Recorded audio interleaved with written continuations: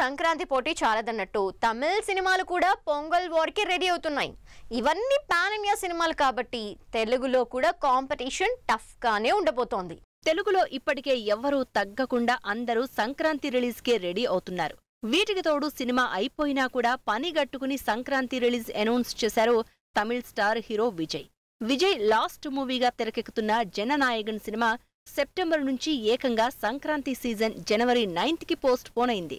Vijay last movie కావడంతో high expectations ఉన్న ఈ సినిమాని పాన్ ఇండియా వైడ్ గా గ్రాండ్ గా రిలీజ్ చేస్తున్నారు.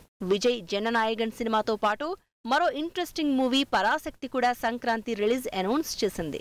తెలుగులో కూడా మంచు క్రేజ్ ఉన్న సుధా కొంగర డైరెక్షన్లో శివకార్తికేయన్, జయం రవి, శ్రీలీల లాంటి ఇంట్రెస్టింగ్ స్టార్ క్యాస్ట్తో తెరకెక్కుతున్న పిరియాడికల్ యాక్షన్ డ్రామా పరాశక్తి సంక్రాంతికే రిలీజ్ చేస్తున్నట్టు గతంలోనే అనౌన్స్ చేసింది. సినిమా నుంచి రిలీజ్ అయిన గ్లింప్స్ వీడియోనే ఫుల్ బజ్ క్రియేట్ చేసింది.